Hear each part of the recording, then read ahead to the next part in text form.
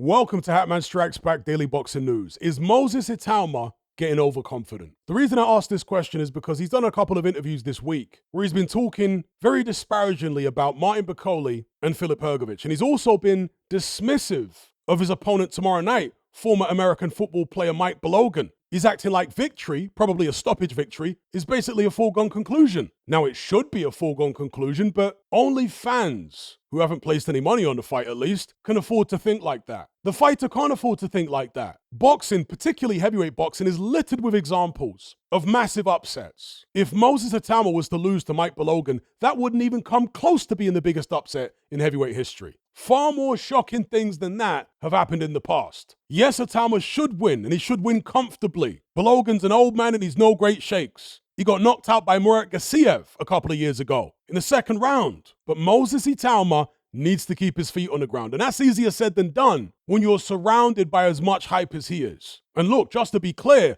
I think that Moses Itauma is a prodigy. He is a prospect with an unusually high degree of talent. But again, boxing is littered with examples of fighters who had all the potential in the world but failed to realize it. Because in many cases, they got overconfident. They started believing their own hype, listening to all the backslappers. And it's very difficult to resist all that, particularly when you're a young guy like Moses Itauma. He's only 20 years of age. How mature were you when you were 20? How long would your feet stay on the ground if you had God knows how many people gassing your head up? Do you know what I mean? So it's going to be very, very, very difficult for Itauma to avoid becoming overconfident. I'm not saying it's impossible, but it's going to be difficult. You got journalists out there like Gareth A. Davis publicly saying that he would pick Itauma to beat Daniel Dubois, Joseph Parker, Anthony Joshua, Martin Bakole, and various other heavyweights in the top 10 right now. And I'm not saying Gareth A. Davis is wrong, but what I am saying is when Moses Itauma is hearing all that, where does his motivation come from to push himself above and beyond in training? Not just in terms of getting fit. A young fighter like that, 9 times out of 10, he's going to be fit. But in terms of his technical development, where's he going to find the motivation to push to improve himself technically if people are saying he would wipe out virtually everyone in the heavyweight division right now other than Usyk?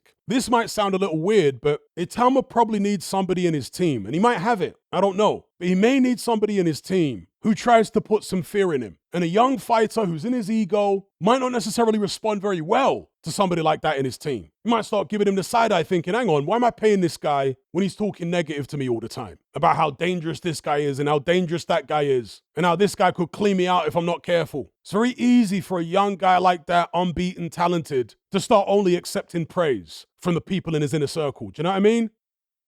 But way back in the days, I remember Manny Stewart addressing this issue, and he said that he likes to try and put fear in his fighters. And of course, he was working with top fighters when he said this. He said he liked to try and put fear in them because it made them train harder, because it made them prepare better. Because without fear, these very experienced fighters who had long professional careers, in many cases long amateur careers, they get complacent. So one example was when he trained Oliver McCall to fight Lennox Lewis the first time. Don King is the one who hooked McCall up with Manny Stewart. And Manny Stewart said that when he first started training McCall, he sat him down and said, look, Lennox Lewis does everything better than you. He's got a better jab, he's taller, he's faster, he hits harder, he's more athletic, he's a better combination puncher, he's got a better boxing brain, Olympic pedigree, he's literally better than you at everything. And he kept telling McCall this during every session, to such an extent that Oliver McCall got on the phone and spoke to Don King and complained. He said, Don, why did you send me this guy? All he ever does is bang on about how great Lennox Lewis is. And so when Don King called Manny Stewart up and asked him about it, Manny Stewart said, Don, if I put fear in him, he's going to train harder. He needs to understand the magnitude of the task. If he doesn't, then he's going to lose. I need to make him feel like he's taken on a titan. I need to have him in a psychological state where he's willing to give absolutely everything to win because he feels like he needs to. And of course, he went on to get the victory. So like I say, the biggest battle right now for Moses Itauma is going to be keeping his feet on the ground, recognizing his own mortality, and going above and beyond in the gym, not just in terms of fitness, but in terms of technical improvement. He's already technically good, but he needs to keep on improving and improving and improving and improving, and basically striving for perfection. He needs to take a leaf out of Alexander Usyk's book. That's the blueprint. That's the gold standard for professionalism in the heavyweight division in terms of mindset and the way you prepare for fights, the way you're always working on improving your technique, the way you never take anything for granted. Usyk is the gold standard, not just for Moses Itauma, but for any fighter coming up. That's who you should look to. The reason that Alexander Usyk's technique is so immaculate, never mind his incredible fitness, his great conditioning, I'm talking about his technique. The reason his technique is so immaculate is because he's been obsessing about perfecting his technique for decades. He's obsessive about it. That's how you get to be that good. Moses Itauma needs to do the same thing. And perhaps he already is. But I'm just putting this out there as a word of caution. In boxing, particularly in the heavyweight division, anyone can get got. I learned that a very long time ago, back on February 11th, 1990, when the monolith, the baddest man on the planet, Mike Tyson, got knocked out by Buster Douglas. Shocked the world. Blew my mind. If you weren't around watching boxing during that time, it's hard to put into words how monumental that upset was. The biggest upset in boxing history, without a shadow of a doubt, in any weight class. Mike Tyson was seen as totally invincible by the vast majority of people who actually watched boxing and knew who he was on planet Earth. If a guy like that, as destructive as he was, as much of a prodigy as he was, youngest heavyweight champion of all time, if he can get got, then best believe Moses Itauma can get got as well.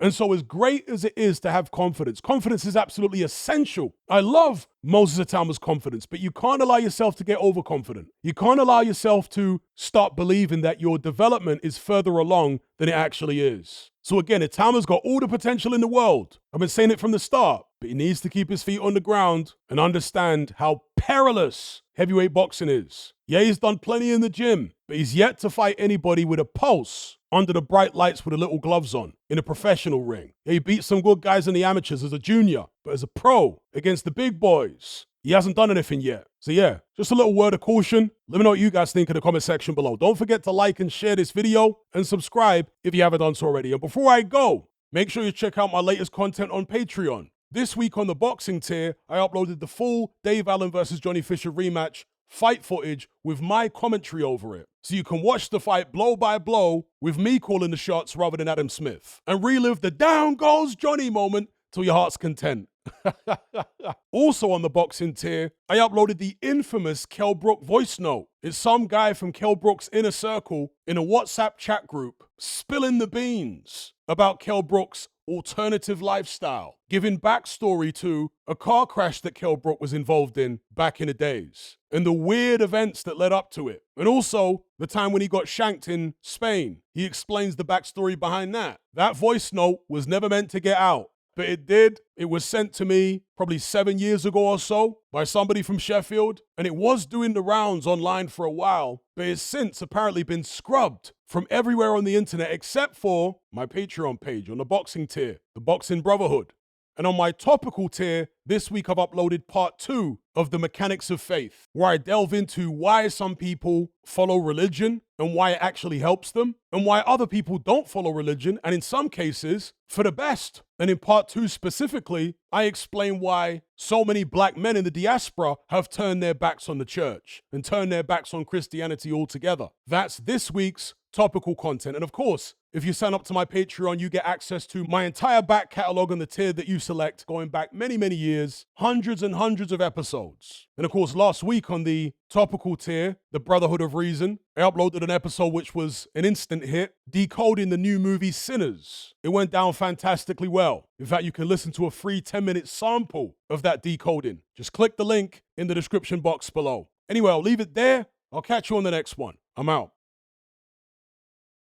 If you want to access this video along with hundreds of hours worth of other exclusive boxing content, as well as our members chat, just head on over to my Patreon page and select the tier called the Boxing Brotherhood. There's no contract, no commitment. You can cancel at any time, just like Netflix, but it's a hell of a lot cheaper. Just download the app from the Play Store or the App Store. All the links are in the description box below. And just a quick money-saving tip for Apple users. If you purchase your Patreon subscription on the desktop site or on Android, then you'll avoid the ridiculous 30% fee that Apple charges for purchases made on the iOS app. So if you're on iPhone or iPad, save yourself some money by buying your subscription on the actual Patreon website or on Android because it's a lot cheaper. Once you've made that initial purchase, you can then use the Patreon app on your iPhone or iPad thereafter to access and enjoy your content as normal.